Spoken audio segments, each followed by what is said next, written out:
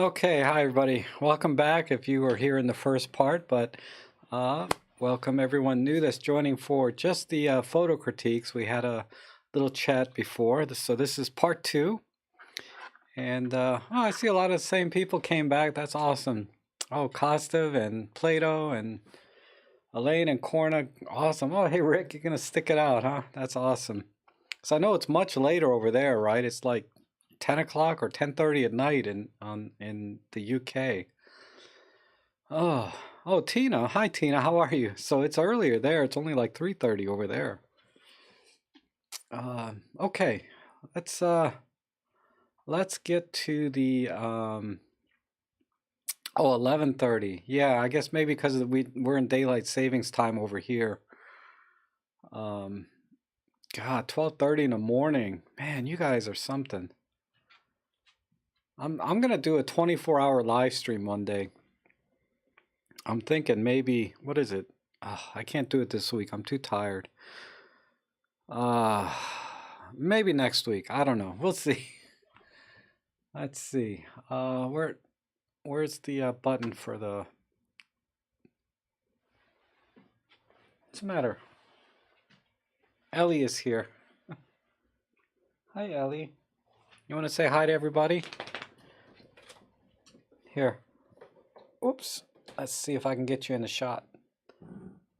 Ellie, look at me. Look at me. Yes, you're a pretty girl. You gonna hang out? Are you hungry? Or what? You want to go out? She wants to go out. Anyhow, gosh, I hope I didn't mess up I set all this up and then I moved everything. All right, where's the button here? There it is. Nope, that's not right. There we go. All right, wait, let me let my dog out. All right, Ellie, come on. You want to go out? Is that what it is?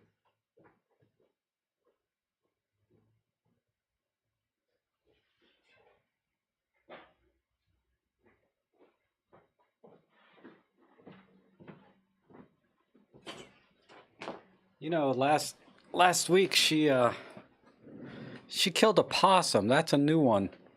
She's killed everything in my backyard, like rabbits and gophers and moles and groundhogs and birds and squirrels. A kitten. That was kind of sad. But yeah, possum was new. I got a picture of another one. It's a little baby possum, only this big. There's two of them. I saved one yesterday because I saw it and I got a picture of it. I don't know if I might be able to show you guys before we finish, but actually I didn't set this up right. Let me get on the ball here. Sorry. I have to pop this out, shut this down.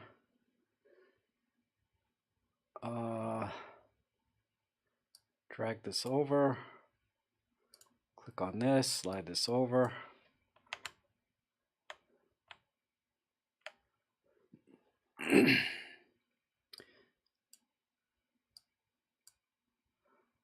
All right.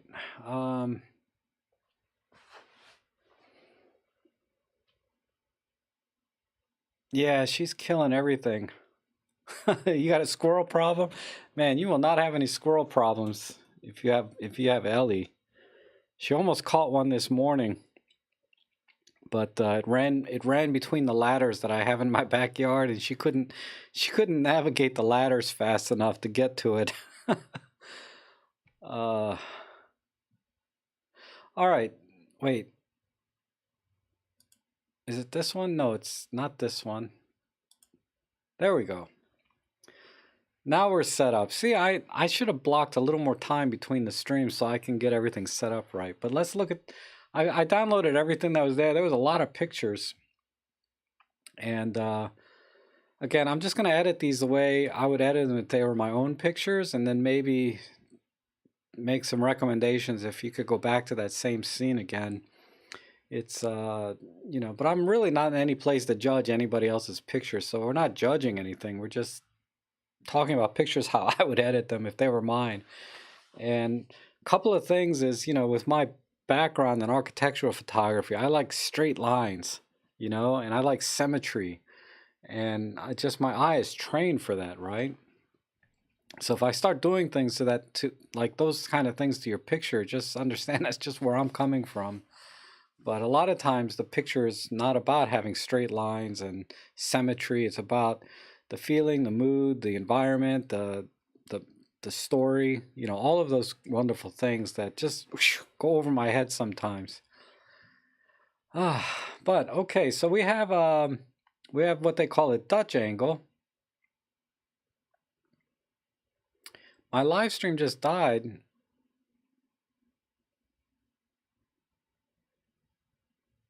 Oh, no, I ran an old video, Rick, before I jumped in because somebody told me that, you know, there's like a minute or two of ads in the beginning of all the streams, so they kind of miss the beginning. So I just run a little bit of B-roll or something before I start the real live stream now, just so people don't come in the last second. But yeah, this could be a slope, right?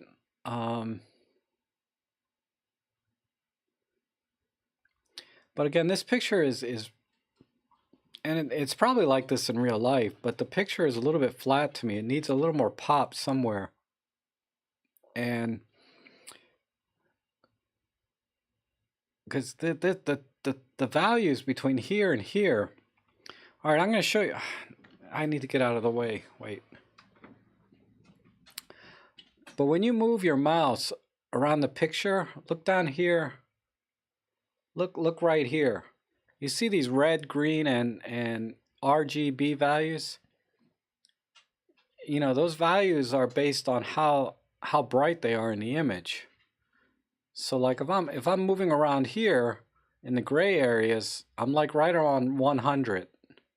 And then if I move around here in the green areas, again, I'm like in the 100s. So the tone between the greens and the grays are virtually even. And I just like a little more contrast. So that's what I'm going to do first. Let's see.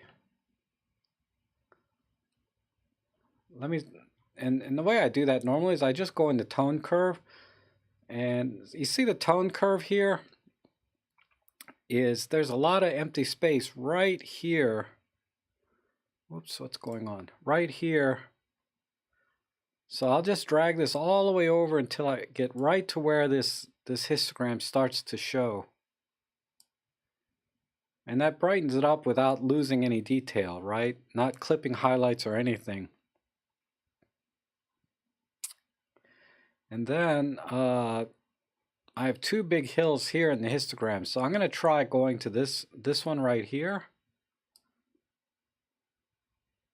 Yeah, that's too much.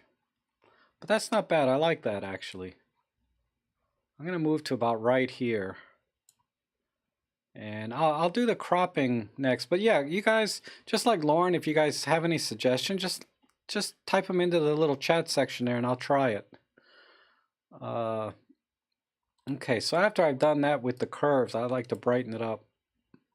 If it gets too dark, or darken it if it gets too bright.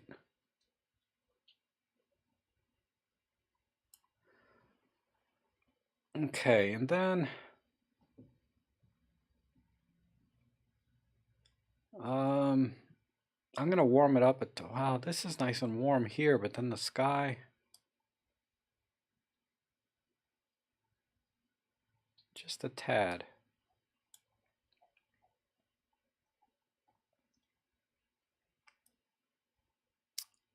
Sorry, Joe, I don't know. I didn't realize chat was covering the photo. It shouldn't be on the live stream. It should be separate in a different window. All right, now I'm going to reduce the saturation a little bit of the yellows. There's a little bit too much yellow in here.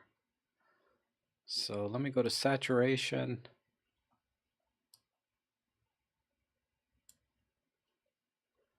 Yeah, that's better. And then I'm going to go to luminance and brighten up the greens.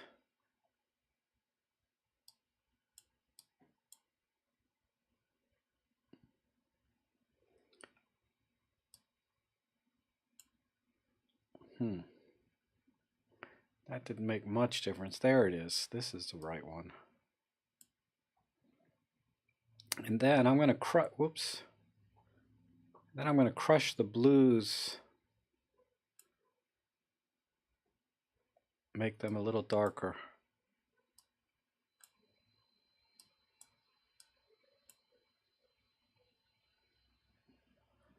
All right. That's got about the right contrast for me now.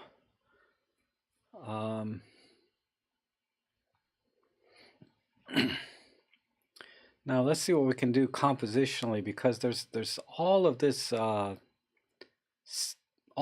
here. It's very redundant. You know, I don't need to see the same pattern for 2/3 of the image. Let me square it off first,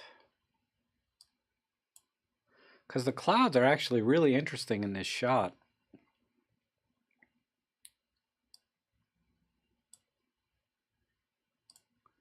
What if we do, come down just a little bit. What if we go wide?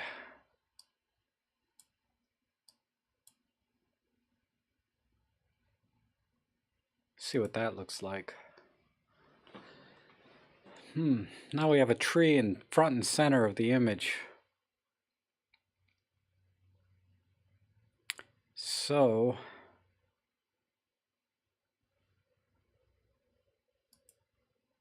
you try 3x4, huh? So that would be same as 4x6.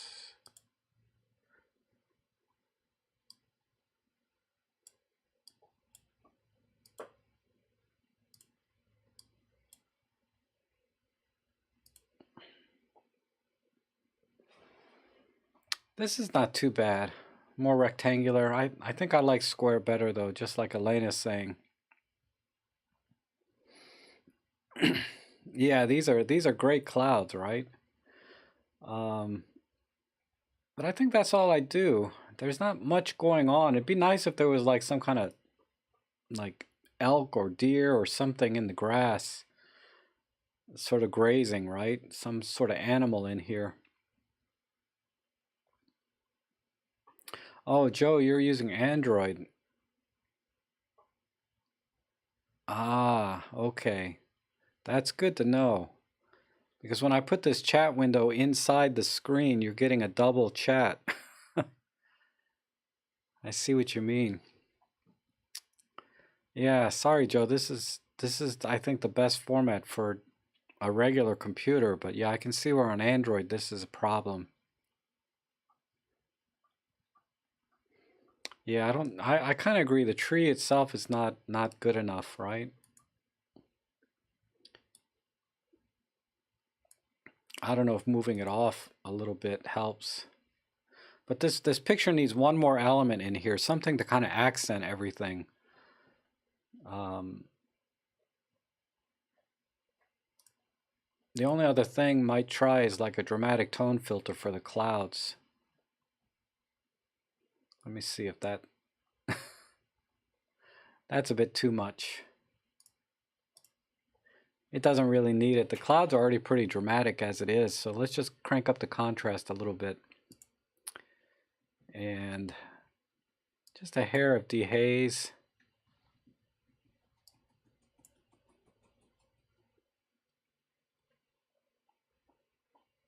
Bob is saying, if you remove too much from the bottom, then for me, it's missing the contrast of the yellow field and the dark sky. What I saw when I was looking at, yeah. I see what you're going for, like, but I think even this still does I think this still does that for the flowers and grass. It's still they still are represented well enough. I just don't see having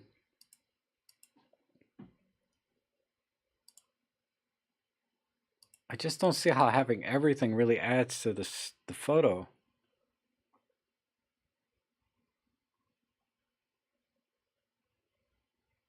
But let me go back to where I was right here. So you guys like this. Which crop did you guys like better? Did you like the full image the way Bob originally intended, or do you like it cropped in a little more? Kind of like this.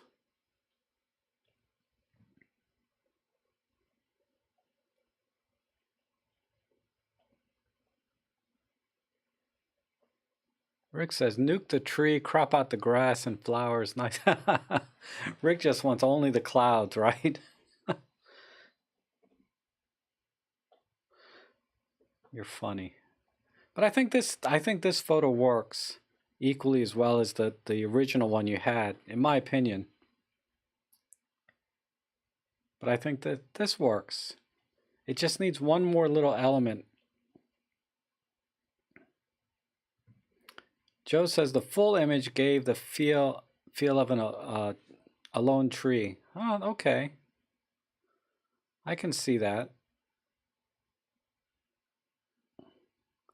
Oh, Bob is asking, how do I get the additional cropping options? You just do this here, custom.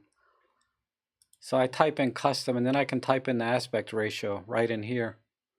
So I just created some extra ones. I like, you know, particularly 16:7 I like, and then 3:4, so I can do vertical portraits or the opposite landscape, depending what comes in.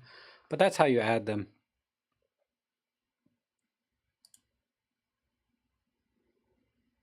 All right, let's move on. I don't see anything else I can do with that one. Ooh, a spider. Macro shot. What did they use here? They used the 135mm Tamron on a night. Oh, okay. So they used the Tamron 90mm. We were just talking about that lens. But they were at f4.2. Because what's happening here is and this is what I was saying in the live stream before, was about how shallow the depth of field is when you start getting like at 100mm, basically. That you have to have a lot of light and crank up your aperture so that you have enough depth of field to get everything in focus, because that's really the only thing wrong with this picture is we don't have enough depth of field to capture the legs and everything all the way down, and then everything else is blurry. So the best thing to do with this kind of shot is, you know, bring some additional lighting and use a higher aperture number like f16 or f22. You know, go all the way up almost to the maximum, but then you need lots of light, hence the flash, and then shoot it at an angle and get this. So that's what I would have done technically different with this shot. Yeah, focus stacking doesn't normally work well with bugs. They're usually hopping around too much, especially these little tiny spiders. They're everywhere. But as always, there's just not enough contrast for me. Look at this histogram here. It's like all top dead center. So we can get rid of all of this down here. We can get rid of all of this over here. Well, maybe not all of it. I'm clipping something. Maybe about right there. Oh, that's why it did start clipping. I need to balance this just a little bit. Yeah, right there is perfect. And just crank the sharpness up. And oh, nah, none of those will do. I don't think anything else needs to be done. It's a little bit warm. Maybe just crank a little bit off the white balance, but that's it.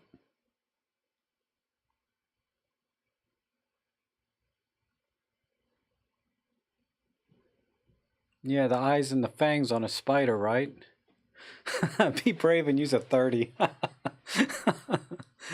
know, right?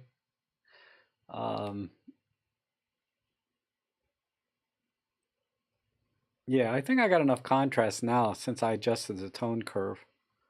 I could play with it a little more, but it's the amount of latitude in the exposure is pretty limited here. Oh, I kind of overdid it on the sharpening. Let's knock that off a little bit.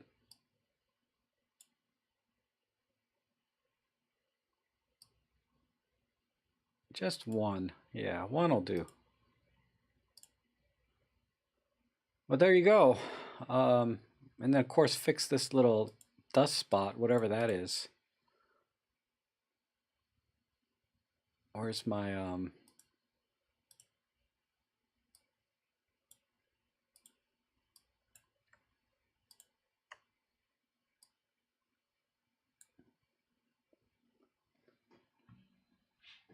Why isn't that working? My clone stamp tool's not working today. Oh, there it goes. Okay, that's it. But nice picture, Wahab. It just needs a little bit more depth of field. Or like Rick was saying, if you can get a little bit in front of the spider and get the eyes and the fangs, then it's okay if the rest is out of focus.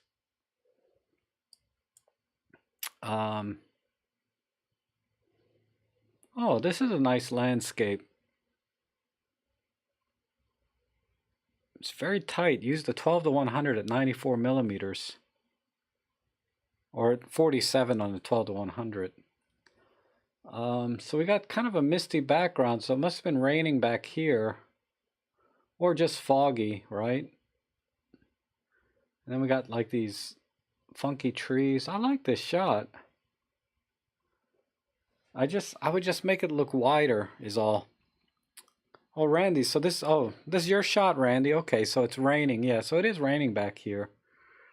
I would just brighten it up and warm it up a little bit. No, it doesn't have spot heel, Lauren. I think, let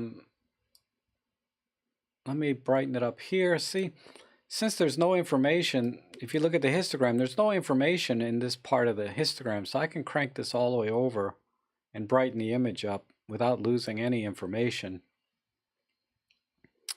And, oh, you added a stop and printed it. Yeah. I mean, it's a really nice shot. I just like it a little bit brighter. And then the horizon feels crooked. It may not be, but it feels a little bit crooked. So if because visually the eye is, I guess it's all right. It just feels a little crooked. So I know technically it probably isn't, but I think just visually it feels like it. So I would do that. And then, let's see. And my landscapes, I'm always a 16:7 kind of guy when it comes to landscapes. Ooh, that might be too wide.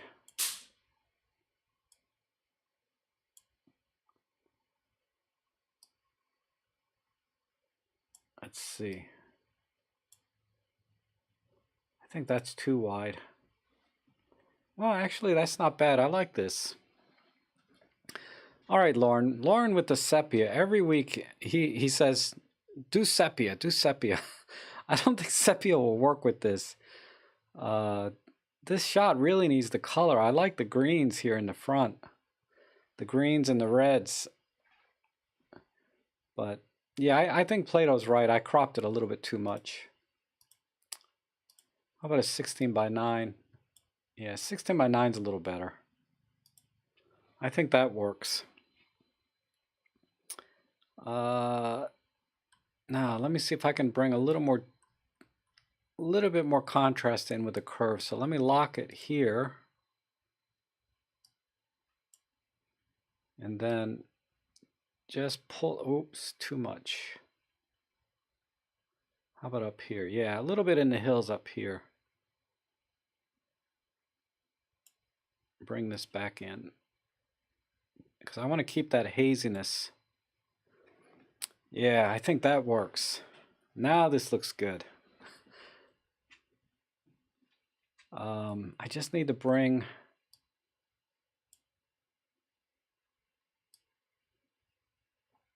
no, that's not working. Let me try it with this.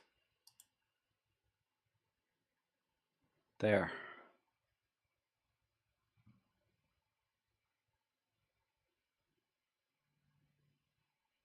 A little more definition in the sky. Yeah, I'd really need a gradient filter to work with the sky separately, because if I try to add any texture in the sky, it'll mess up the foreground. Let me just warm it up a tad. Maybe a little bit more green. Ooh, not that much. Right there. Yeah, just the default. Right there.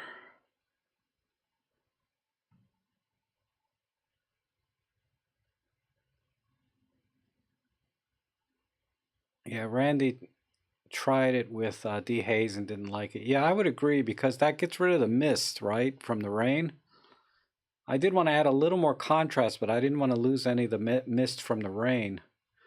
But I'll show you what dehaze does, just for people that want to.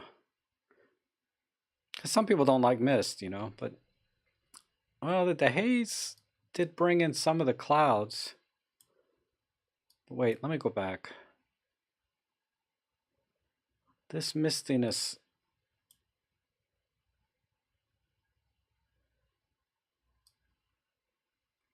Okay, just a touch of dehaze. And then let's brighten up down here and shift the tint on these colors. So I need to go in the color wheel. Because I think it was Kostov, right? You want a little more saturation. I don't think it needs more saturation. It just needs a little luminance in the reds and the browns. Let's see what that does.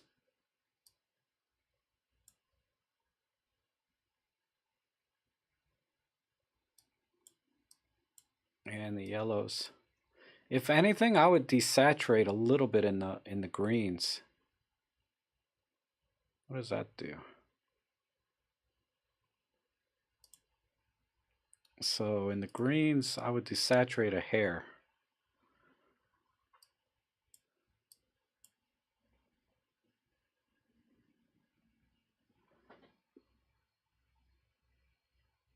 Yeah, that's just enough.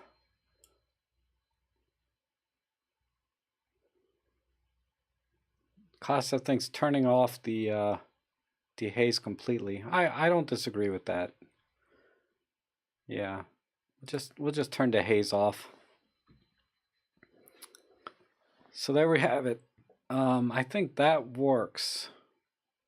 This is how I would edit this shot, I think. Let's just do a quick compare.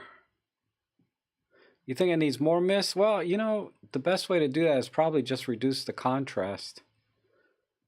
Rick is saying it needs more mist. Yeah, in Lightroom it would be really easy to do a lot of the edits, right? I try to keep it simple and just use Workspace. I think that works. I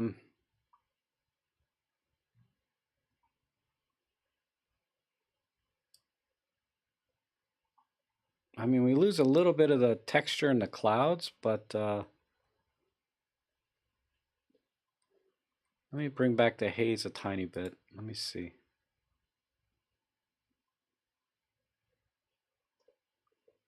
Yeah, just a touch of the haze and a little bit less on the contrast.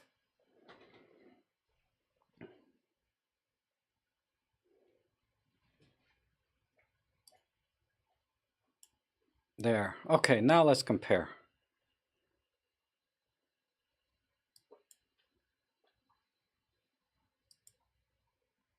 There's the before and after.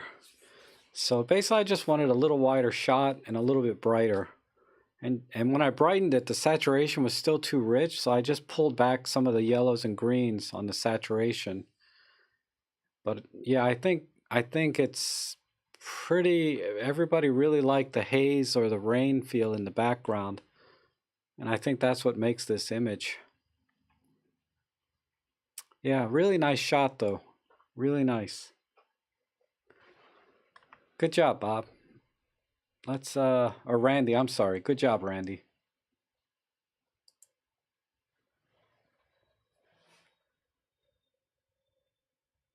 Yeah, it's hard to capture rain.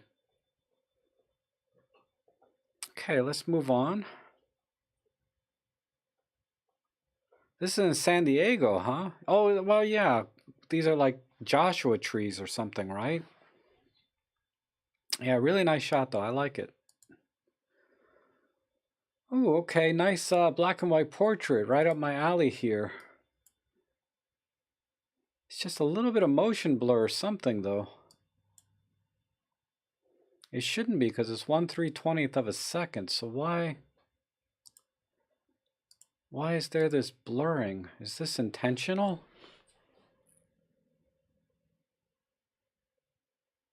This is by James.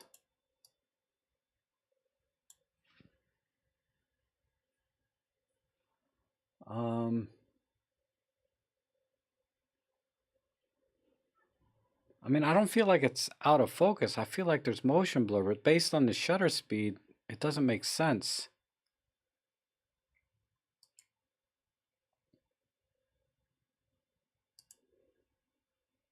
Because you see this right here? There's a little streak here that makes me think it's motion blur. So maybe she was standing there and turned and twisted, and he snapped a picture, but her hair's not flying out.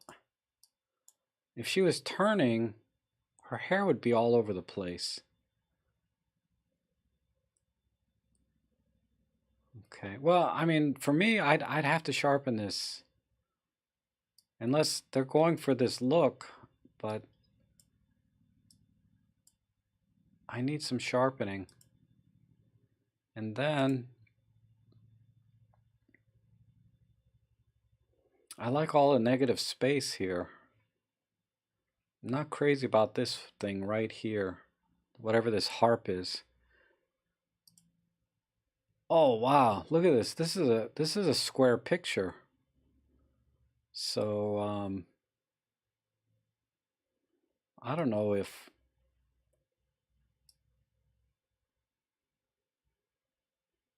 I would go right about there. Hey Roberto, don't worry about it. How you doing? I would go right about there. And then crush the blacks a little. Where's my curves?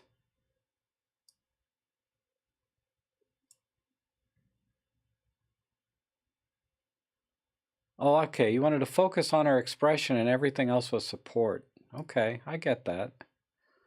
I would just go a little darker.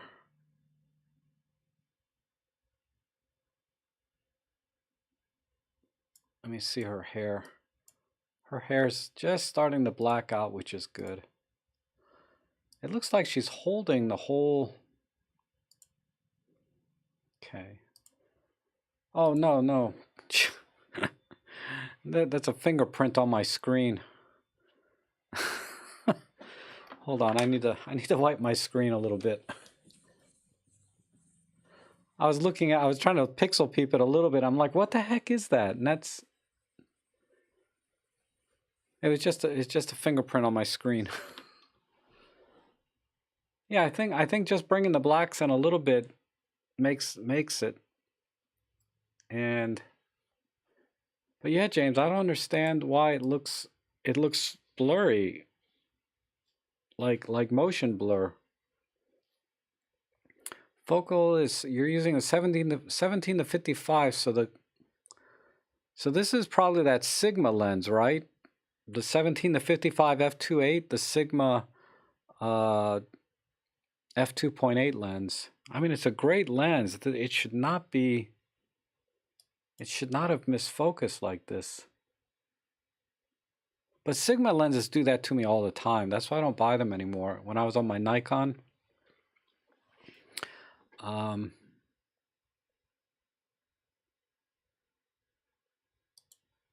okay, I think that's all I would do. I would crop in on the right side, this right side out, because I didn't like that shadow that was here. But other than that, I think it's a good shot. Oh, he mentioned the blur was added in post. Oh, okay, James. Yeah, I would get rid of that blur. I just don't like that at all. Me personally, maybe you liked it. Black coat on black background with 26-inch beauty dish. Okay.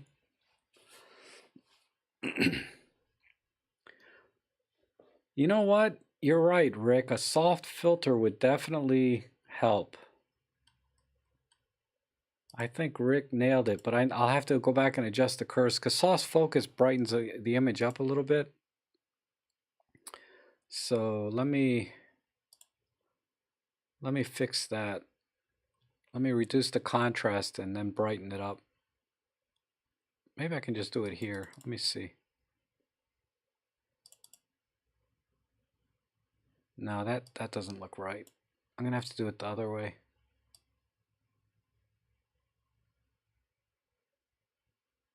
Something like that, and then darken it.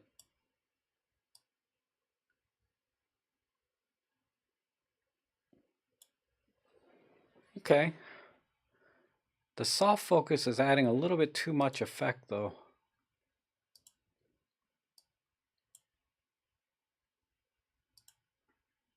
All right.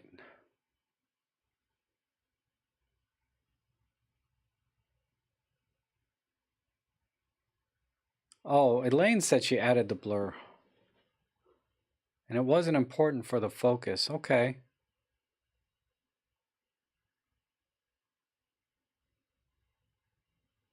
I think that's all I would do. I'm a little iffy on the soft focus. Let me crank it down a little bit. It just needs a little bit of focus. Randy likes it close up like this. No, I like the whole thing. I like all the negative space in the image. So let's compare this.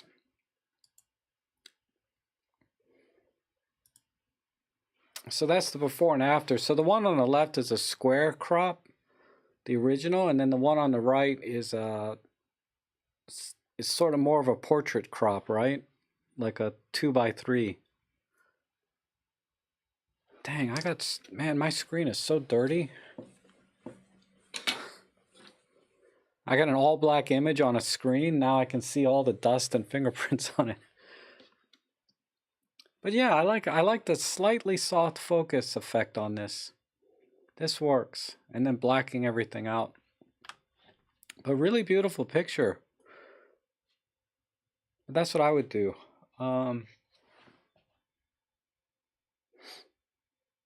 Randy likes the original. Okay.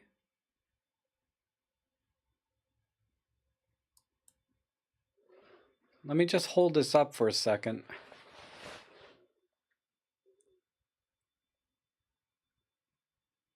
Yeah, I see it.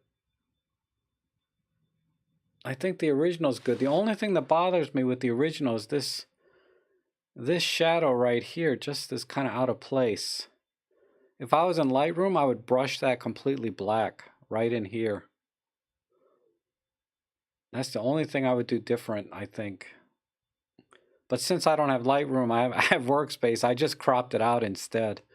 That's the only reason I cropped it, was because of this shadow. But the original square crop looks good too.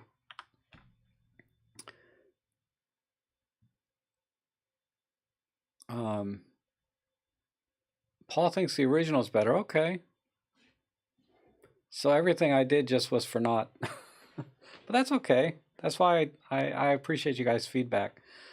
Let's move on. Unless anybody has suggestions for this photo other than saying the original was better. But it's a really nice shot in every way. It's just this one shadow bothers me. Nobody likes the soft focus. I can turn the soft focus off. Let's look at it without soft focus on.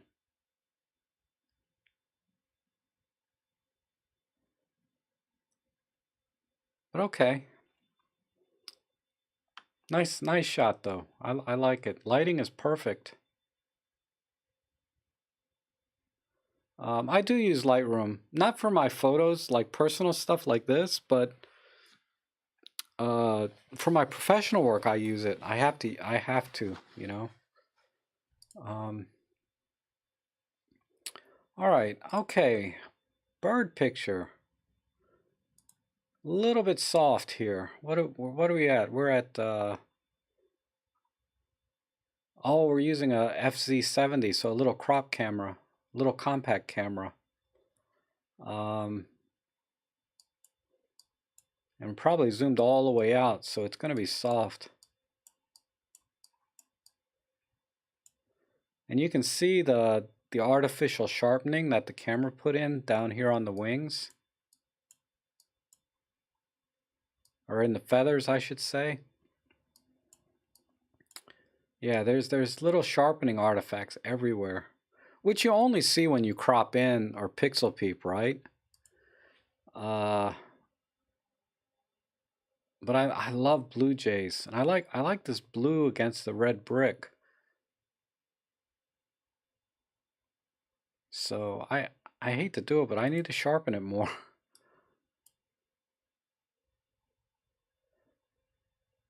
Just a little bit more. And then I gotta have the horizon straight. That just, let me, at least the fence or the brick. Whoops.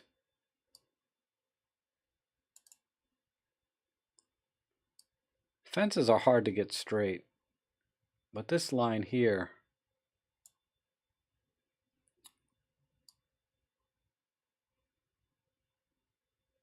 one of these lines have got to be straight.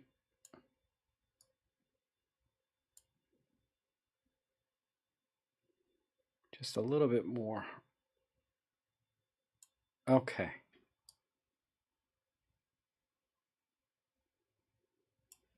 Of course, now the tail feather is going to be cut off a little more, but, and then just move this over. Let me get a, what's a 4x3 crop?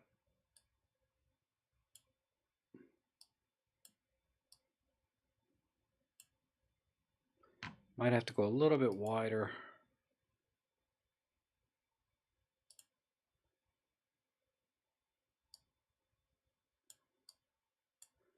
People think a vertical crop would be better? I don't know. Let me try a vertical crop.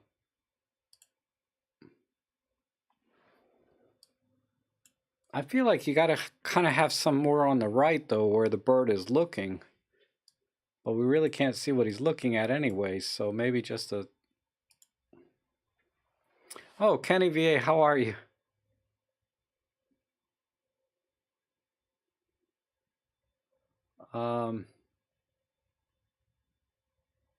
Yeah, vertical crop works.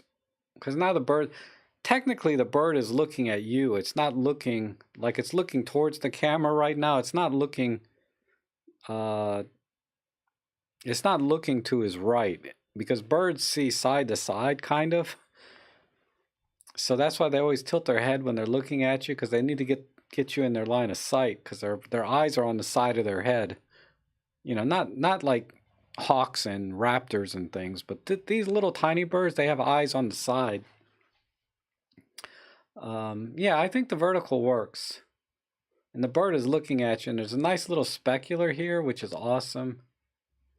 It's just a tiny bit soft, but that's the camera's fault. I think Kenny got a great shot considering the camera and lens that he's using. The camera and the focal length, I should say. This is an it's a Panasonic FZ70, which is you know, just a little tiny camera, right? Yeah, with the right lens and camera, that'd have been super picture. But I think this works. Just straighten it a little bit and then vertical crop. But yeah, good capture, man. Blue jays are far and few between lately. But I just, you know, when I went out shopping yesterday, and Rick will appreciate this, is I bought some bird seed for my feeders yesterday too. So I got a lot of grocery shopping done yesterday. I spent about $50 on dog food and bird seed. It was like more than half the budget I spent of all my grocery shopping. All right, let's check this out. Oh, this is interesting.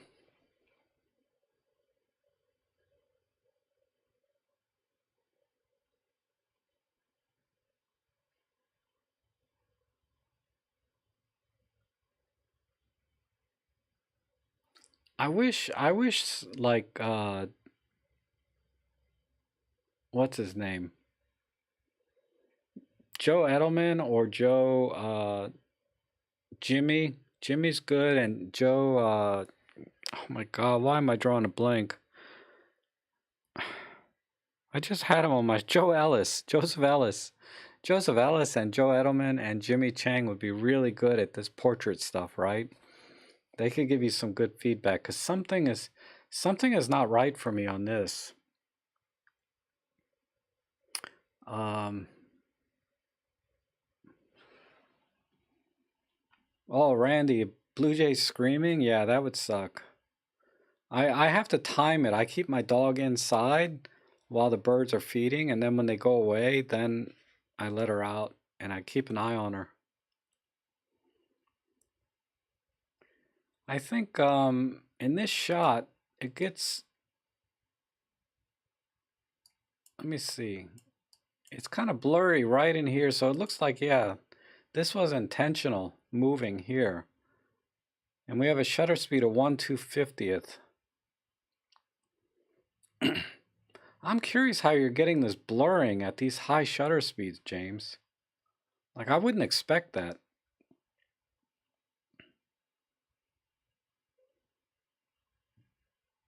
But I don't think exposure-wise or color or anything I need to change. It's just something in the cropping or the composition that I'm a little bit off. Maybe not get all of the shirt there.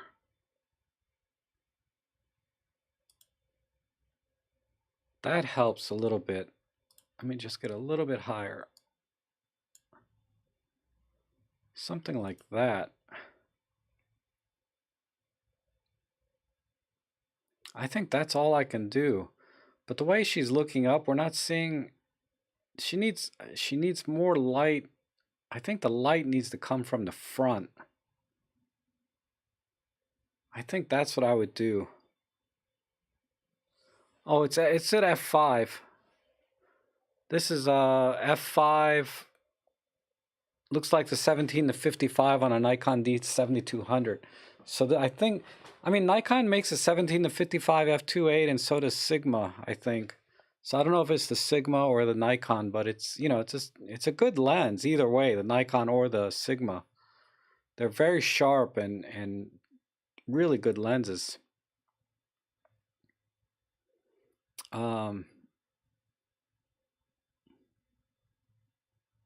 But I think that's all I would do. Just crop it slightly. I don't mind the blur in the shoulder. That makes it a little bit interesting, actually.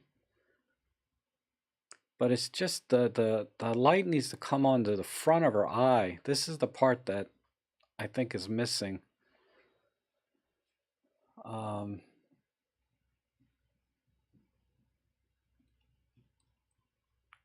yeah, exposure-wise, everything else is, yeah, nothing I can do here. There's no room.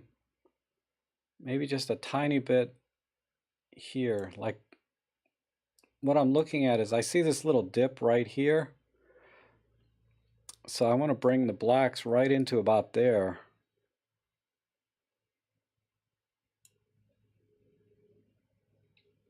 And yeah, no, that doesn't need to do that. But yeah, I think this works. It's the Nikon 17 to 55. Okay. Yeah, that was a great lens too. But that's all I would do to it. I would just crop a little bit off the bottom. Because I didn't like how her t-shirt kind of looped back up into the frame. I'd like it to just go out of frame with the rest of her blouse there. And then I would just add a little bit more on the blacks to make this all black, so there's a little bit more negative space. And I just wish there was one more light just hitting the front into her eyes, because now her eyes are just completely black. They just need a little bit more light to have a little more life. And that's all I would do.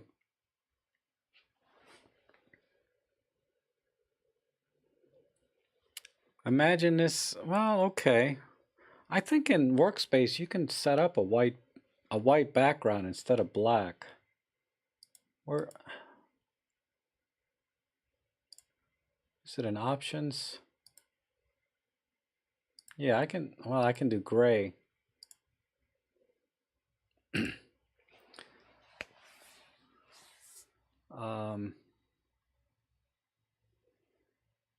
Yeah, in the picture on the right, the edit where I move the tone curve, I think really brings out the complexion in her skin better too. It looks a little richer, a little more reds in there. So she looks healthier to me in the right picture. But that's all I would do.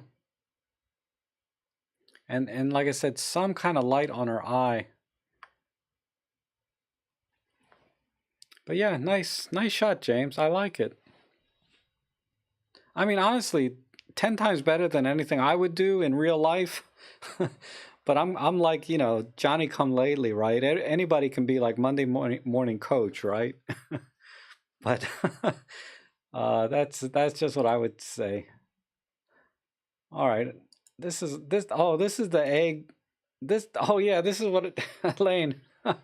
This is a nice shot. This is exactly what I cooked. You cut a hole in the bread and then you fry it and you put the egg in there and you cook it. So you have to kind of toast one side of the bread first. And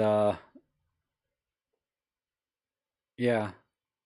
Right, Rick? The tone curve that I put in there, it looked all right, right?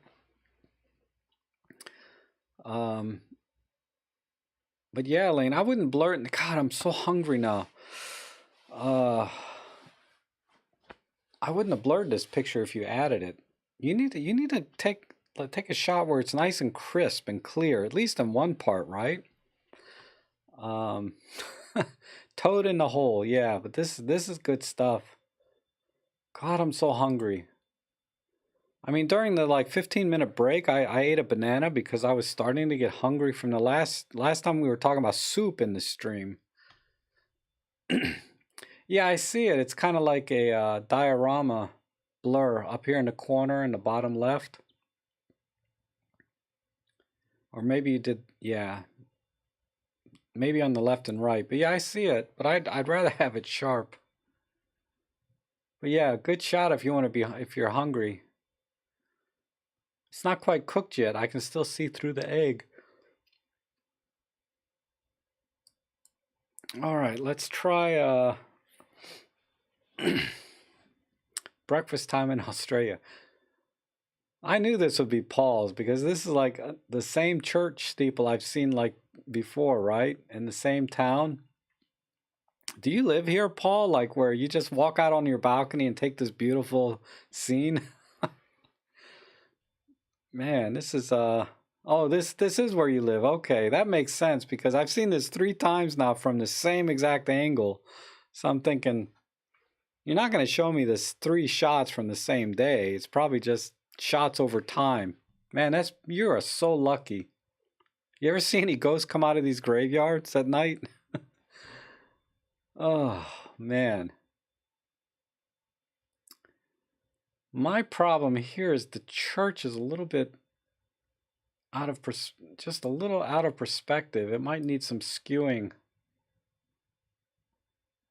No, it's just my dying eyes see No.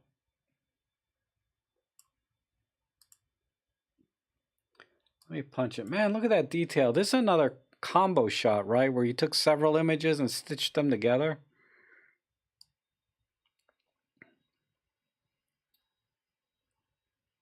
The church bells are annoying, huh? That's funny.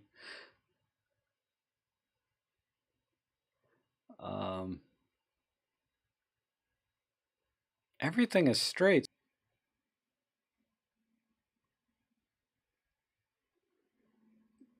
You must have been pointing down slightly. Maybe. No, no, you're pretty level. This is, you have the focal plane perfectly against the thing, but something is just not, something's throwing me off. Maybe it's this.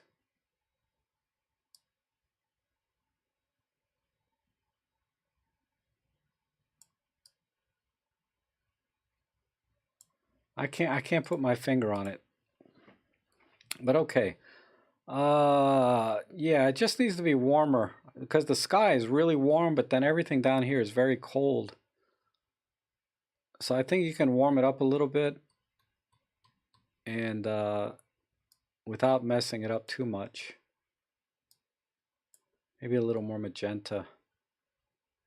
Ooh, yeah. Some magenta looks good in there.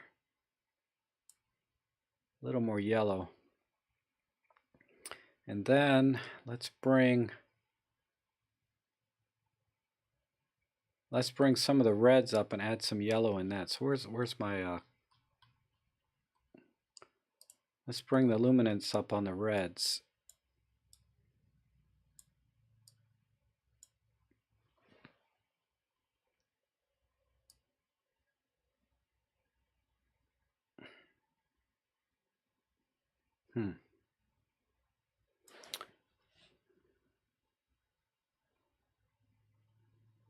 The old spires are straight.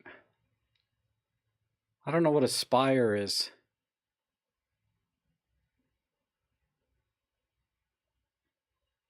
I think this, no, the picture's straight. It's just something, I think it's just a mild optical illusion with everything that's in this picture is making me feel like something is slightly off.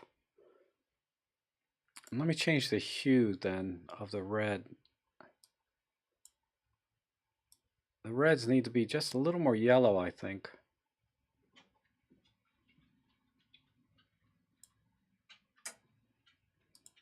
Let me see, maybe this one. All right, that's getting there.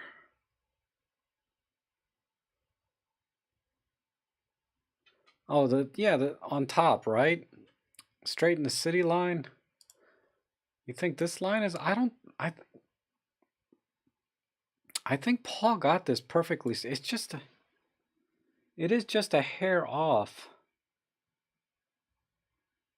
And this smokestack over here,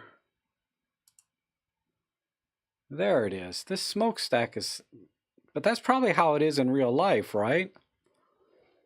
But maybe if I straighten it so that is straight, then maybe it'll help. But see, it messes up the church, which is kind of in the opposite direction.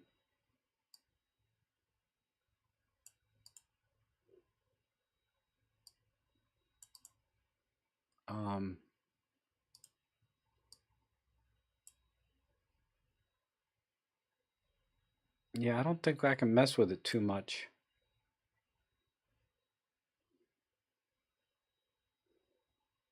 Spire is the top of the church tower. Let me look at this again.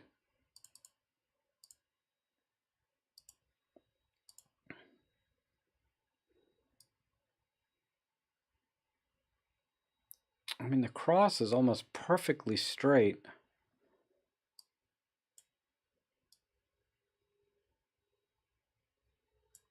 Everything in here is dead on. It's this smokestack. So what, I mean, I hate to do it this way because I know there's technically nothing wrong with the, where's, Let me tighten it up this way.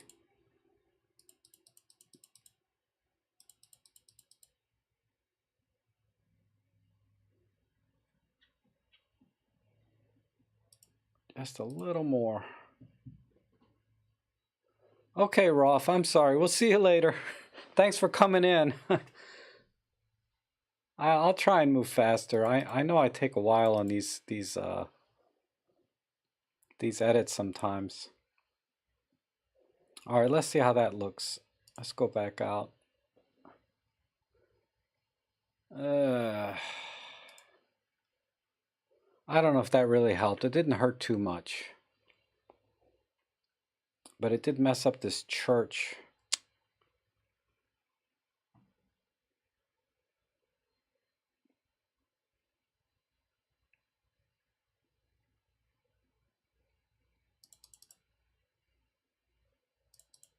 Let me knock it back. All right, that's enough with the straightening. I can't make it. I think it's an optical illusion with everything in the scene. Let me look at the tone curve. There's a little bit of clipping here on the right.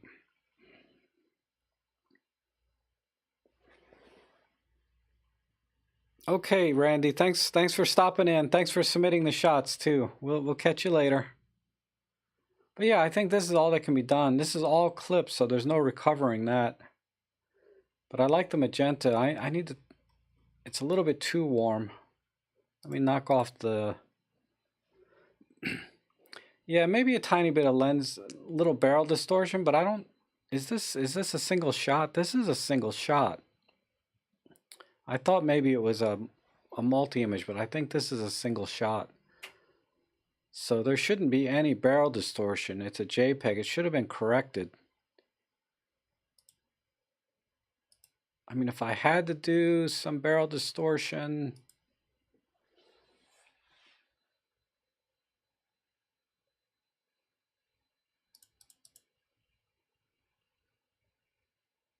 let's see. No, let's go the other way. Oh.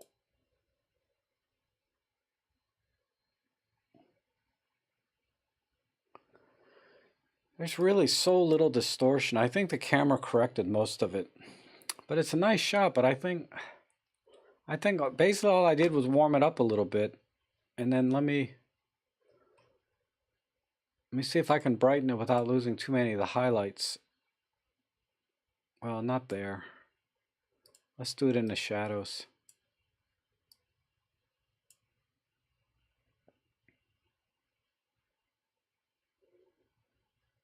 Oh, too much. +2 on the shadows, and I think that's it. Let's compare those.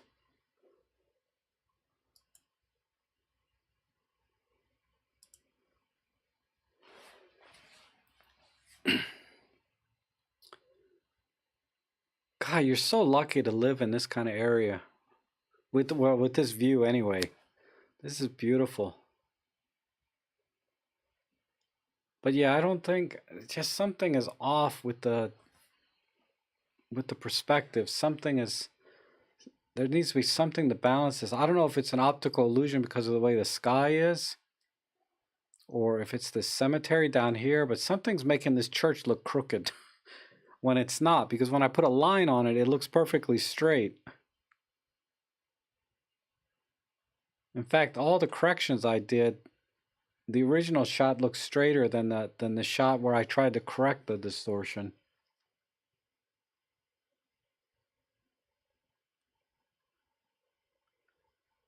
I feel like, honestly, you know, I feel like a 16:7, because everything up here in the top of the sky is not really as interesting as everything down in here.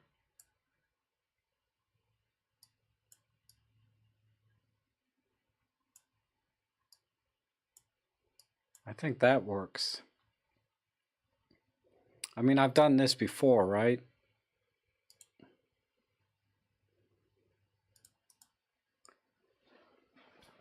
But yeah, I think that works too.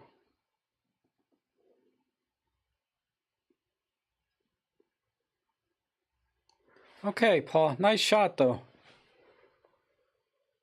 Nice shot. Oh, battery? Okay, I'll fix that. Oh.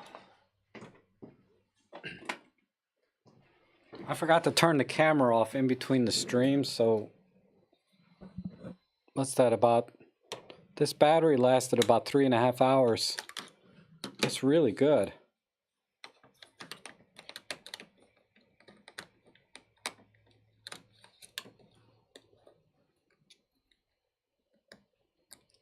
All right.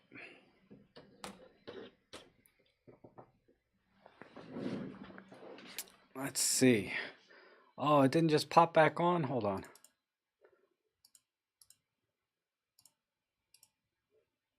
There we go.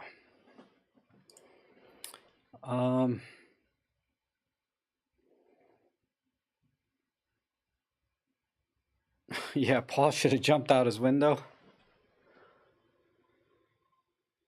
Okay, Paul. Yeah, like I said, I just added some magenta. I might have put too much yellow in it. I might take the yellow back out and just add magenta. But I think that's all I would do with this shot. All right, let's move on. Oh, a mermaid. Like a legit one. This guy is happy. Is this you, John?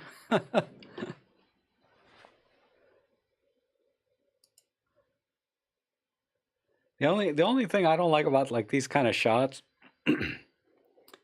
is like all this dappling you get from the tree leaves and stuff.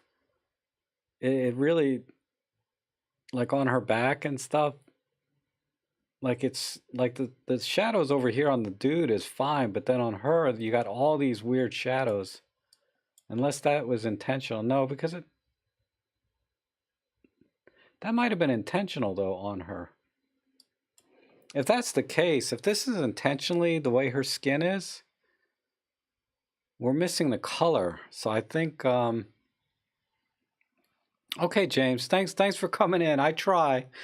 But those were great portraits, man. You are definitely next level portrait over me. I know that. As I said, it's easy to be Monday morning quarterback, right? But it's not easy when you're trying to take a shot and get a good shot. Like, let's see. But yeah, this, I think when I look at it closer, I feel like the skin here, it was intentionally supposed to be like this. So we're missing the color paint on her body. I think that's what's missing. Oh, I do these critiques every time I do a stream now, but just in two parts. I'm separating like the photo chat with the photo critiques separately, because not everybody's into like me just editing photos, right? But yeah, this I think needed to be in color. But if we're gonna do black and white, what's down here? This is, see, I bet there's a lot of color in here too.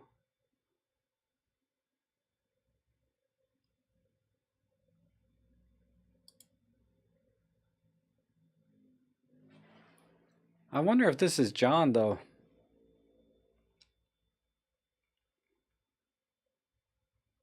I don't think there's anything I need to do to this photo.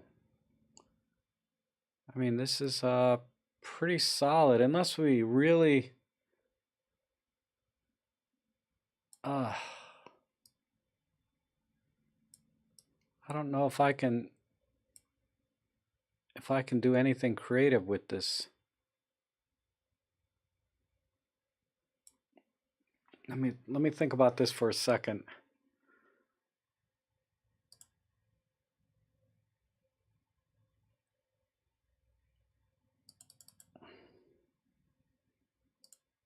Do it though.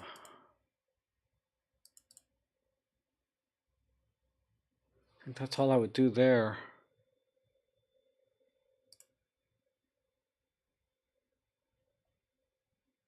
I just don't see anything else I can do.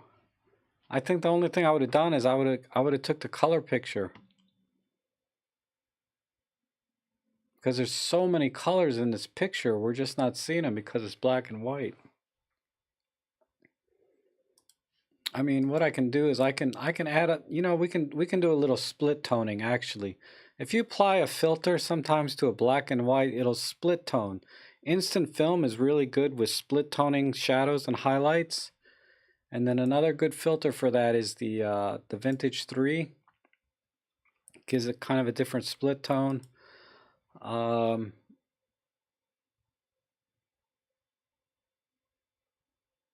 but usually I don't think bleach by, no, that's not it.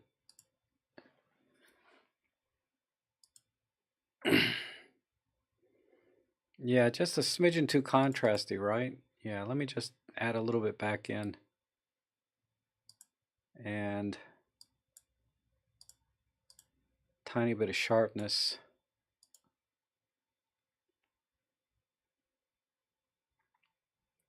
I think that's it. But yeah, it needs to be, this picture needs to be in color. But otherwise, you know, like Elaine said, this is a really fun shot.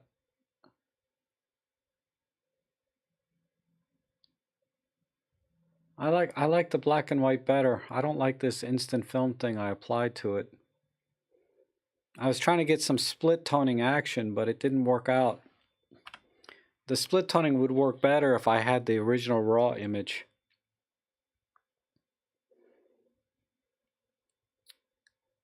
Watercolor, add a splash. Okay, let me see what that looks like. That's an interesting. No, watercolor would be total mess.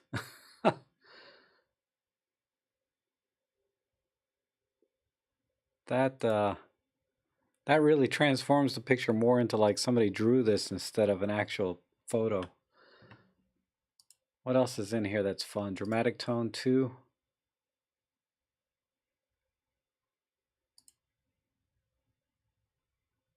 Oof. I think the original black and white was perfect the way it is if you're going to do black and white. Oh, that's you, John? Okay, that's funny.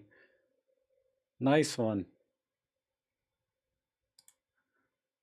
Yeah, nothing. There's nothing to do this image. It's perfect black and white other than the fact that it's a black and white is what kills it. I think it just needs to be in color. I would love to see all this color on her back and stuff. Yeah, I agree, Kostov. I think, yeah, originally in color, yeah. Yeah, I like the art filters. They can be fun. Just none of them really worked on this image. All right, let's see what this is. All right, this is a fisheye lens. Let's see which one. The 8mm f1.8. So this is the same lens I have.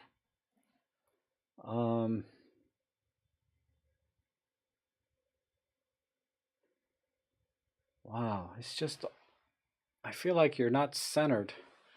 I have to lean over and look.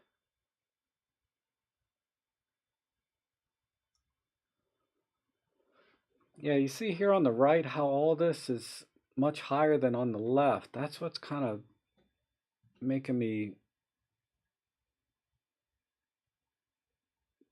But this looks centered otherwise. Let me see.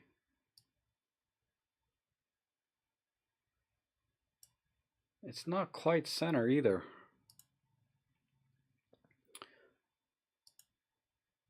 Let's square this off. Get rid of this bottom part. Maybe we'll go a little wider.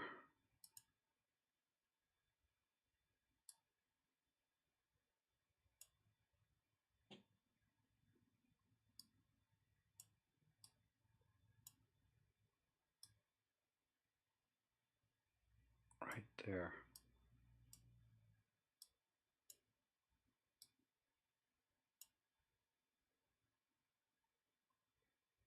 All right, let me see what that looks like. All right, now we need to level it.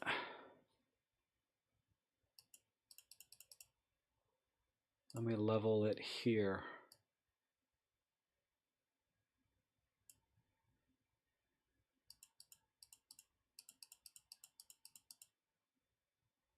Okay.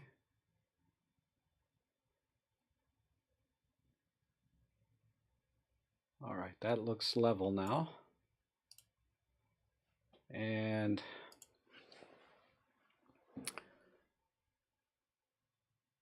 still a little bit too much here on the right. But I don't think, how did I crop that wrong?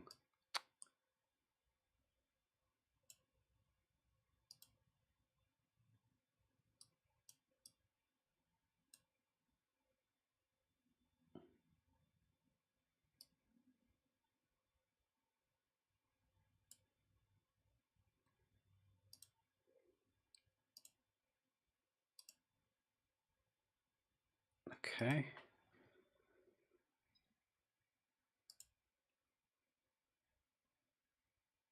There's a little bit, man, I'm having trouble cropping this. I mean, it's a fisheye.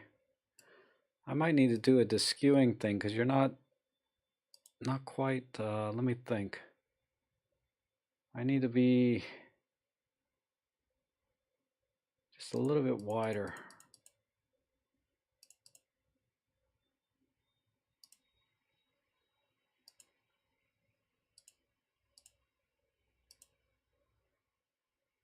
All right, there we go. That's almost there. And then, can we go any higher? No. Can we go wider? Let's try really wide.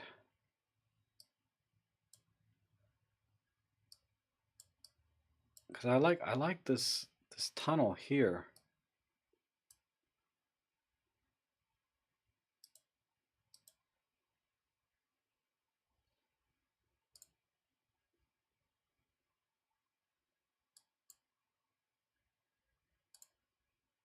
Let's see, this is there. Almost. Need to. Okay.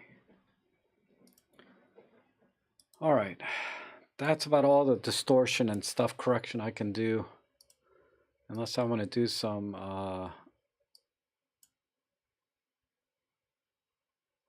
a little bit on the lens. I mean, we're kind of losing the fisheye effect.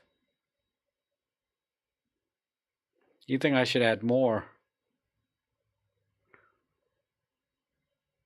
I could.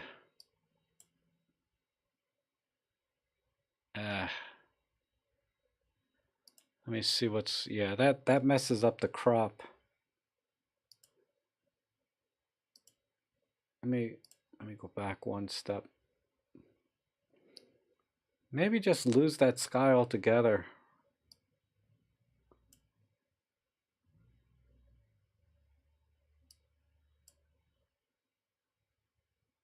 Okay, we'll just add a tiny bit more distortion maybe. We lose the sky when I do that, but that's okay. There wasn't much going on back there. All right, let's work with the exposure a little bit. I'm thinking, let me look at the histogram. We can bring this in, brighten it up. I don't think, it really doesn't need more blacks, but it needs more color. Let's crank up the yellows and the reds and the greens.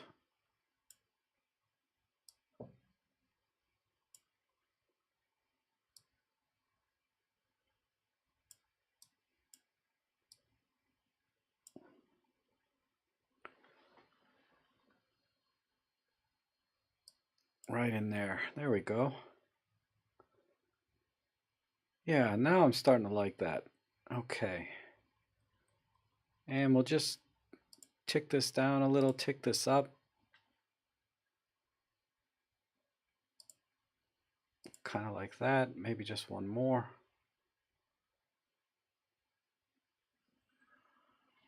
Tiny bit more, a little bit more here. All right. Voila.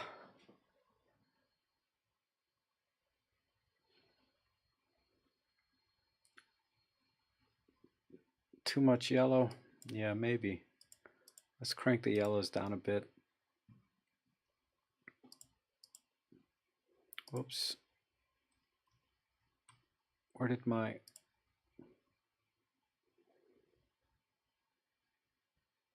Yeah, I think that works right there.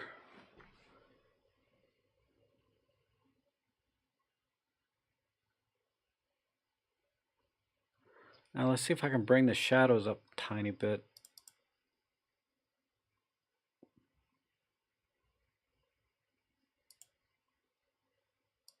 Good. Yep. That's good. A little bit of flare. That's okay.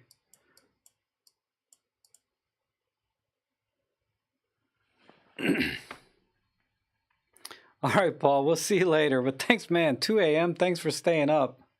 I'll have to start earlier because so many of you guys are so far out. All right. I think that's all I can do with this. But that's the before and after.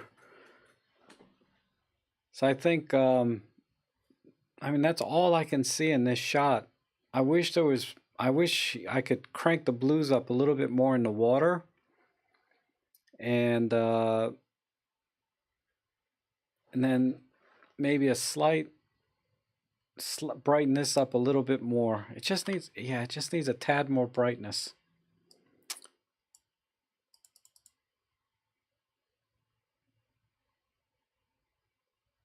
And I think that's all I can do.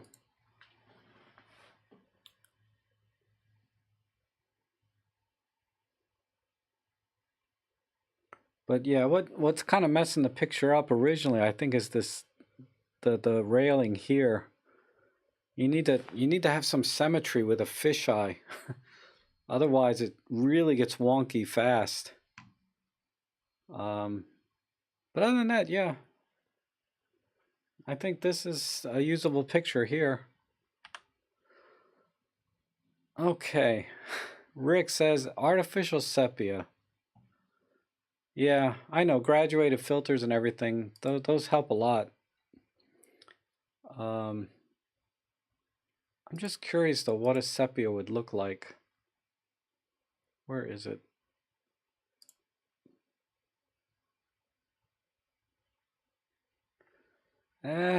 Not a fan. Maybe instant film.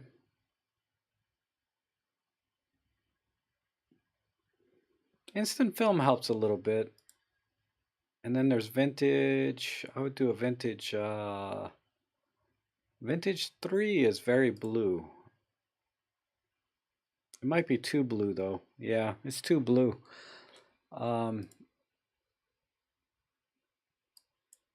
The only thing that might work is the instant film filter.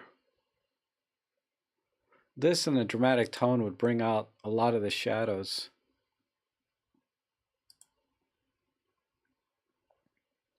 But yeah, it doesn't work well on a JPEG. All right, let's move on. But okay. All right, Benny, that's all I can do. But yeah, when you're using fisheye, just be conscious of your symmetry. With this lens, that's all.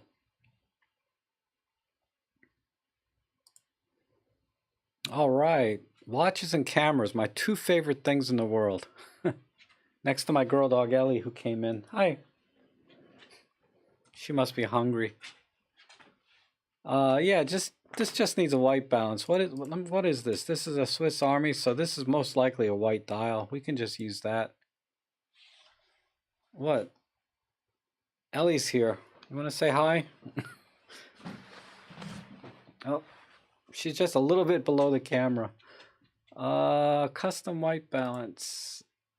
I don't have the color picker here. So I'll have to do it manually. So we have too much blue.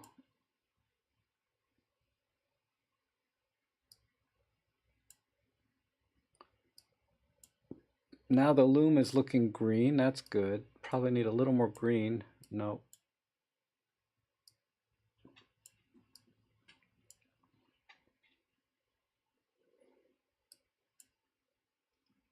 All right, let's see. That helped a little bit.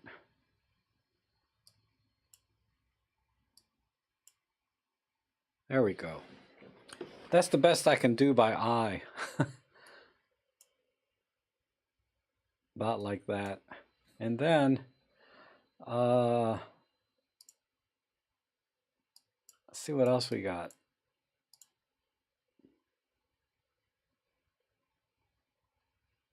I would crush the blacks out and go black and white. Forget white balance, just go black and white altogether. So we'll go up to about this notch. I'll bring this in.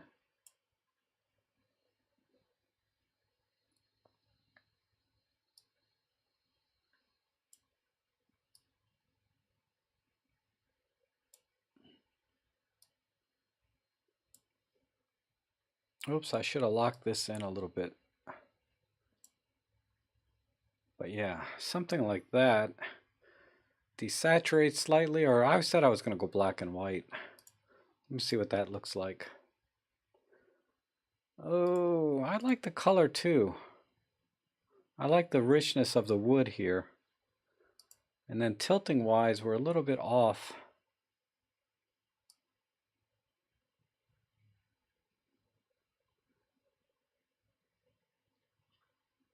Yeah, that's not.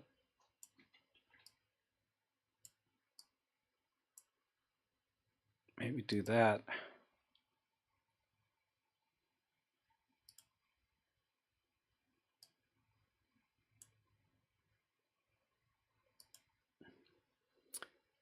And let's bring a little bit of the midtones back in.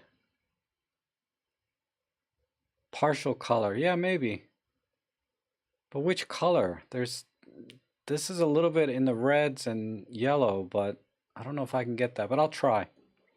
Maybe just red, right? Just to get the red symbol here and the red here. But we need to kill the saturation a little bit. I bet a bleach bypass filter would look really good.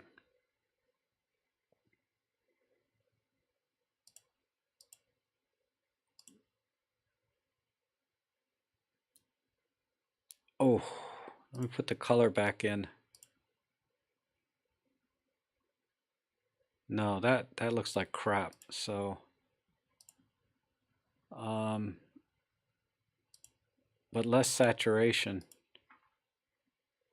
This would be high. Yeah, I think this works. This is how I would edit it. And then we'll try the partial color next. But that's what I would do to it. I would just crop in a little bit more on the watch and angle it slightly. And then all the other things I did with the tones and things on the tone curve. I'd like behind the camera to be almost completely black. And then I like this totally black, all this clipping here, and make this totally black down in here. And then we have a nice strong white dial. And I think that's what I would do. But let's try a partial color. That might be interesting.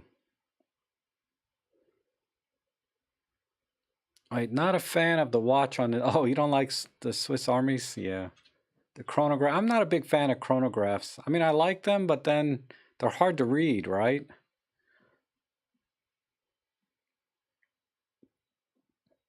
Yeah, it's a little bit tight on the composition, so I'm thinking if you're going to go tight, might as well crop out the rest of the camera to get what you want to be kind of the focus. Because the one on the left, right, it's cropped so tight, it's like it feels too tight, but if you crop in even tighter, now you feel like the watch at least has some breathing room. And who cares that the camera's cropped out, because that's not part of the composition so much. It's more of a just a prop. So it doesn't matter if it's cropped out or not.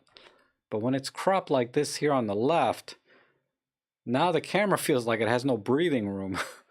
So that's why I cropped it in even tighter.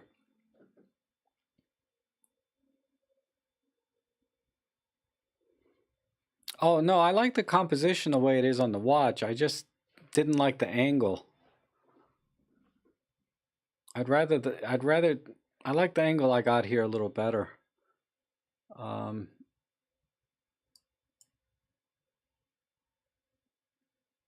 Partial color, let's pick red. I'll talk about, okay, I'll see what I can do, Roberto. This is very, yeah, I don't think I can get the partial color quite right.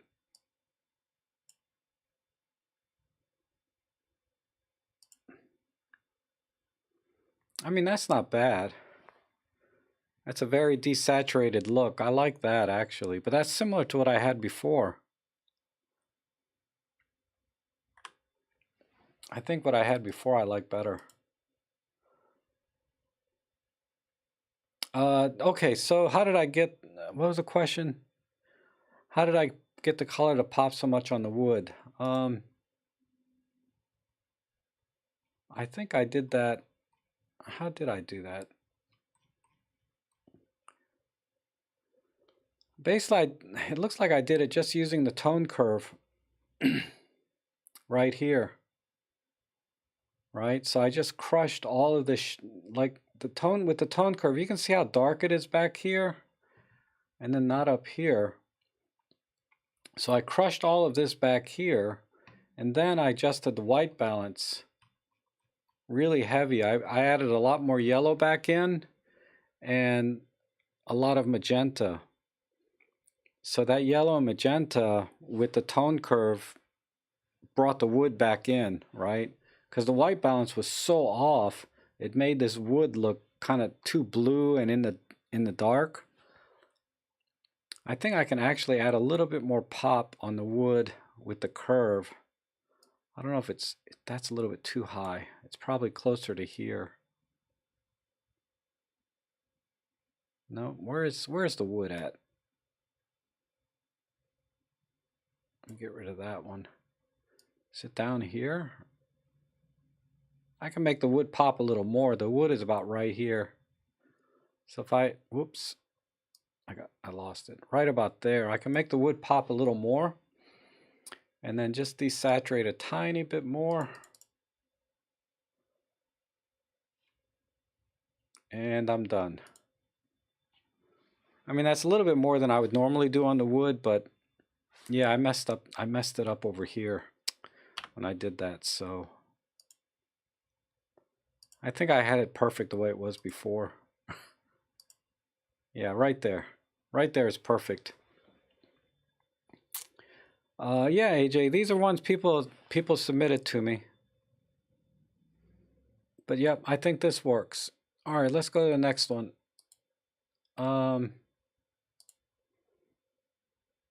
Okay, another high dynamic range shot with a wide angle. Shot this at 28 millimeters on a 14 to 150. Really? Oh, this is at 14 millimeters on the 14 to 150. No, there's a link in the show description just below. Look at the description of this video, AJ, and then you can not email, but you submit your photos that way. I would just go dramatic tone and call it a day here. There. That's honestly, I think that's all I would do. Because now we can see. Yeah, I mean, right away, you know, there's some shots when you go to a scene, if you use the art filters a lot, you get a feel for like, yeah, this will be perfect for this. So when I saw this, it just hit me right away. Yeah, dramatic tone. Just warm it up slightly. That's all. It needs because this is almost golden hour because the sun is pretty low. So I would just warm it up a bit, and well, maybe not that much. Needs a little magenta.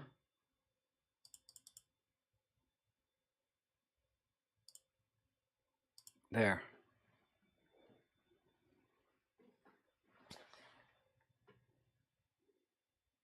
Yep. Okay, Rick. Yeah, we're on the same page now. Okay, good night, Bob. Thanks for coming in. I appreciate it.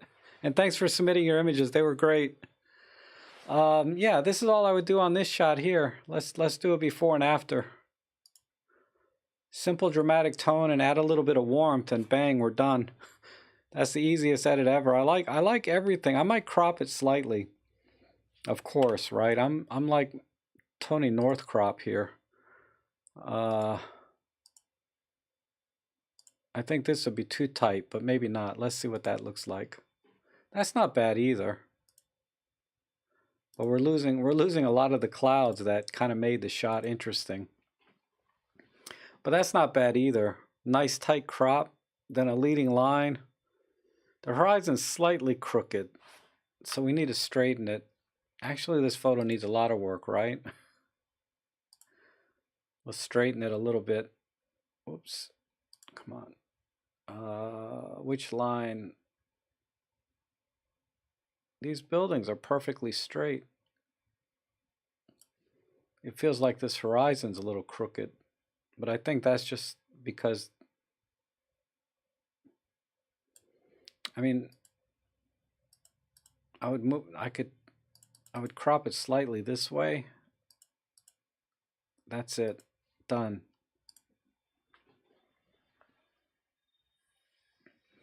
Oh, okay, I can read the metadata. This is auto white balance, ISO 200, f8, 1/160th of a second, no flash, +3 EV exposure comp, using the 14-to-150 lens on the M10 Mark II at 14 millimeters. So, you know, basically wide.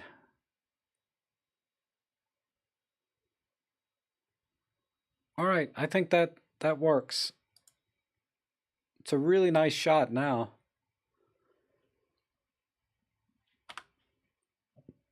Heck. I like this a lot now. It's really cool when you see it all together, right? Come together. You can see all the benches down here. There's a couple people sitting here. There's a bird flying here. There's a lot of things going on. A lot of this over here on the left is not very good, but at least we have like these streaks or sun rays coming out. So, yeah, if it wasn't the apocalypse, we could, this would be a really nice picture with people and some life in it, right? Yeah, the EM10 is awesome. Awesome camera. Let's go to the next one here. Ooh, what is this? This is the 7-to-14 f2.8. So you must have been standing like 5 feet from this building. This is Frank's picture. Man,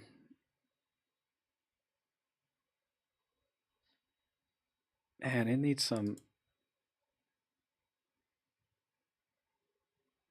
some correction here, distortion wise.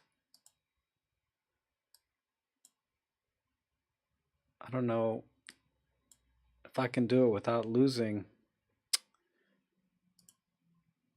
Yeah, I kind of lost the base a little bit, so let's just lose all of it. Let me see what that does.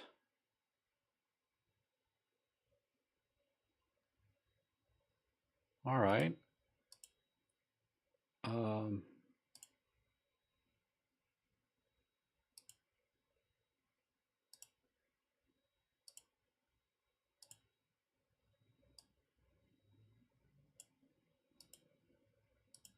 I'm trying to find, I think a square crop will work. Okay. And then we need to tilt it. So I need a line.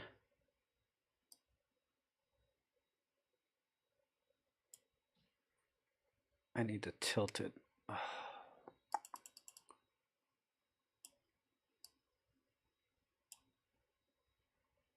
I don't have to tilt it all the way because this building is kind of comes down like this. So I don't have really a straight line of perspective to base this on, because even the horizon is kind of distorted and it probably does bend around a little bit. But I think that's what I would do.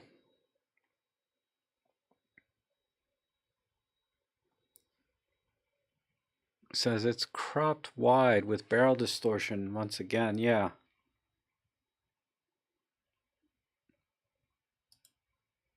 Um, but yeah, I think this works. Oh, see, Rick said the same thing. Lose the base, keep all the blue sky, becomes the pointer to the huge.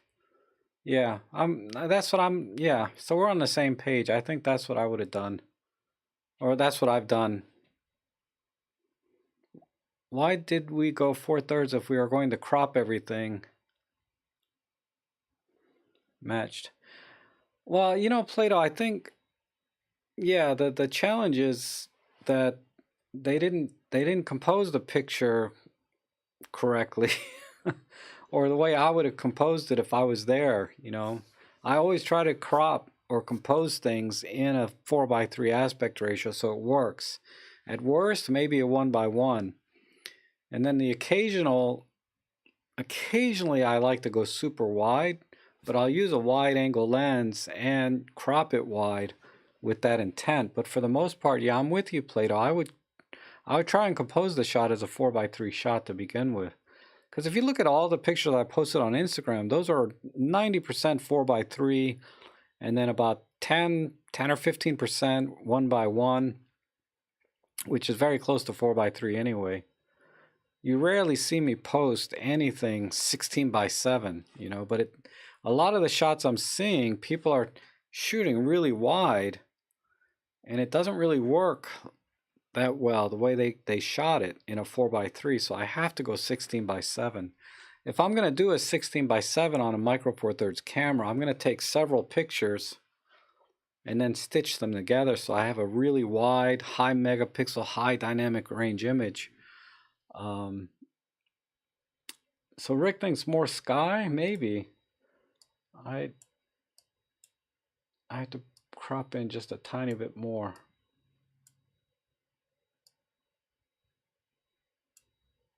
Let's see if we can get rid of all the water.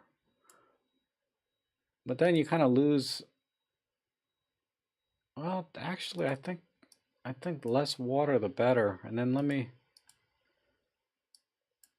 distort it a little bit more.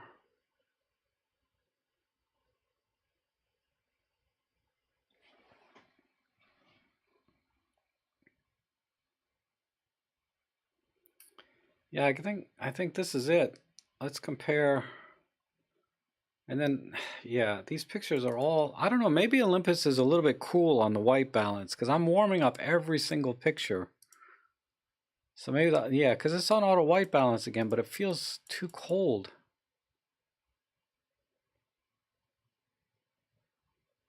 And let me see, anything on the curve? Yeah, Frank says I'm losing too much of the building. Yeah, a little bit. I might back it back off. Where's my curves? Let me bring some of that in. And just a hair. Nah, let's leave that there. All right. Yeah, I'm not a big fan of this particular crop.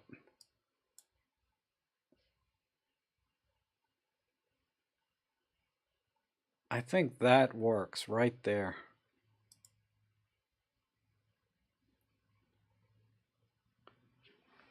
This is what I would do. I would keep some of the water in, more of the building. I mean, I could crop it a little taller. What would be that? That would be this one. I'm sorry, this one, because it's a vertical already.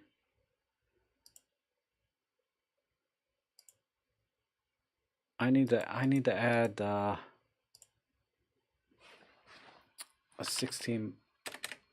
9:16. No, 16:9.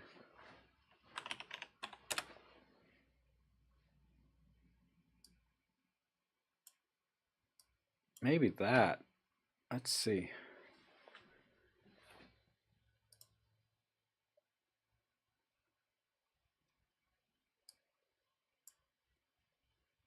Okay.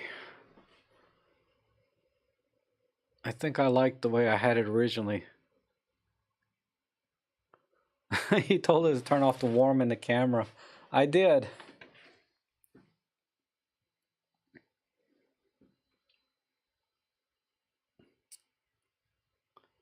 Um, okay, that's all I can do here. I mean, I guess the idea, Rick is saying, get more of the sky so the tower looks like it's pointing up to the sky. I'm thinking capture some of the water so at least you have some perspective that this thing is on the edge of the water. And then I just adjusted the tone so the skies are a little bit richer, but that's it. I like the detail on this building though. It's a lot of good detail. All right, let's move on. Not bad though. Really nice scene.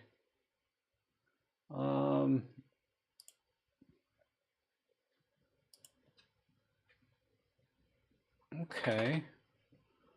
Black and white is fine for this, but man, it's all wonky. I just can't.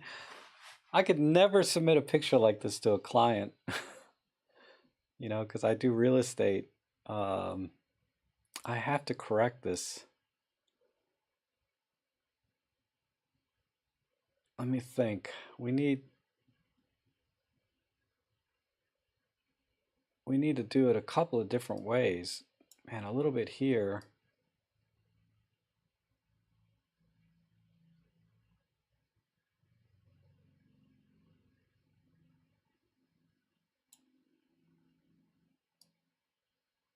Oh, this is a tough one. I think that's all I can do there.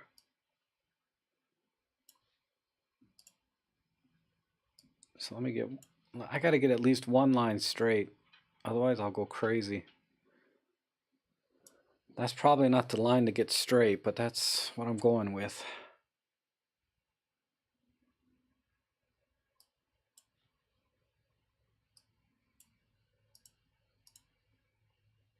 All right. Is that line is still not straight, dang it.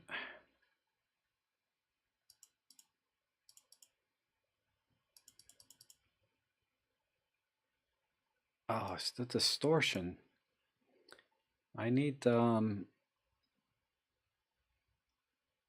here it is. Oh, how come the keystoning's not on? Is it because I got distortion on? What's this say? Keystone cannot be performed on this image. Oh, man. So yes, the keystoning is off. Since I don't have keystoning, I can't fix this the way I want to. All right, let's fix the contrast.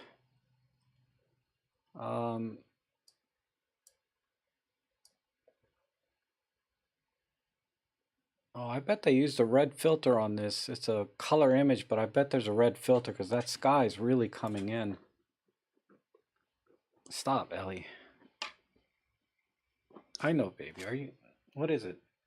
Are you hungry? You don't believe me, do you? All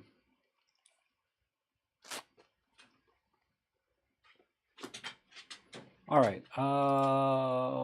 Dramatic tone 2. Nope. Instant film. Okay. Stop.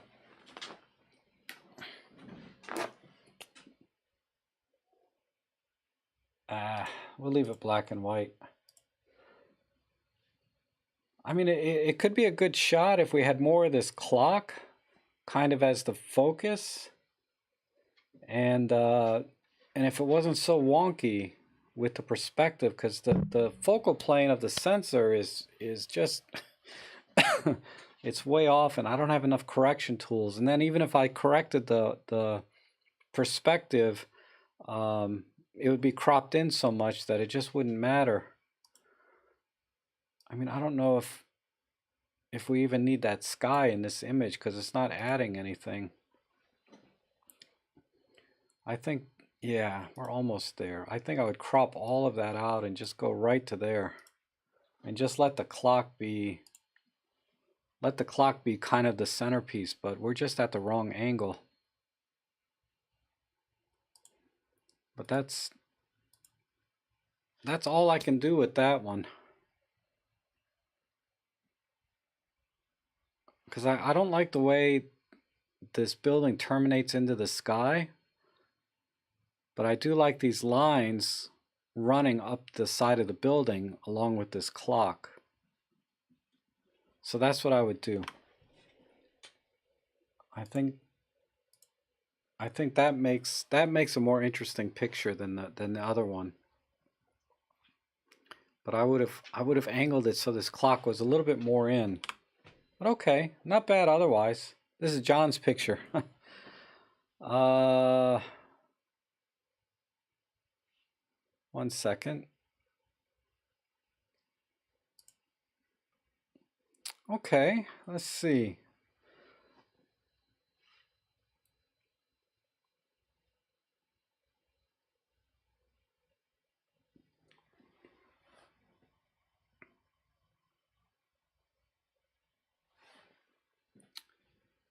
It's all, I don't know,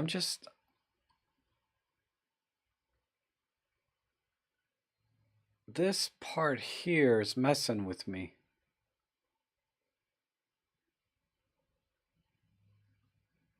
And this leads up to the corner here, which is nothing. What is this? Is this... This looks like maybe like something rotted away that used to... Oh, look, there's a couple little geese here. Or swans or something. And then there's some red flowers. And this is the shore. Okay. I like this right here. I like this part right here. If I was there, I would have got more of these flowers growing and then bumped the exposure a little so that I got more of the foreground in. Kind of like that, and then some dehaze.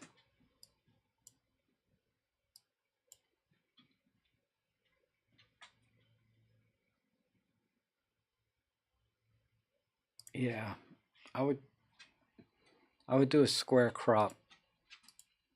Even a 4x3.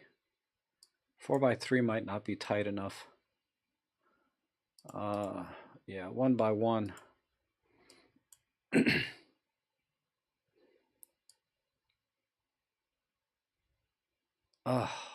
It just I wish we could have got more of the flowers down here in the bottom corner. But to me, that's the shot right there. Kind of this square crop rather than, because with this wide shot, you have this leading line. I feel like this doesn't go anywhere. And you have the sunset here. So rather than have this line going all the way into the corner, I'd rather capture, like, you know, having this line just in the shot, but then these three ducks and these flowers down here in the foreground, and then just have this as a backdrop to everything that's going on here, because the story is all down in here, you know, with the ducks just kind of hanging out. And these flowers just add a little bit of like accent to the image, but we need more of those flowers in the image, but they add a little accent to it.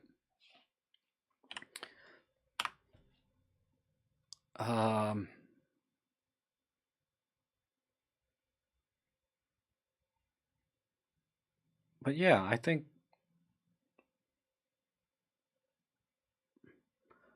that's what I would do. Let me crop it a little bit over. The ducks are spread out just a little bit too much. But something like that. That to me is a better shot. No comments? Are we still live even? I haven't even checked. We're still live. There's hardly anybody here anymore. But okay, I'm gonna call it. You guys, thanks for submitting all those images, and we'll be back on Sunday. And I appreciate you bearing with me through all these edits. I really took, there was a lot of pictures, but I took a little bit too long on them, I think. But hopefully some of that was helpful, at least the editing part. You know, if you haven't used Workspace before and stuff, hopefully the editing, you know, how to use the editing, not so much the editing I did, but how to use the editing was helpful. So thanks for everybody for coming in, and we'll see you guys next time. I can never find the button to turn this off.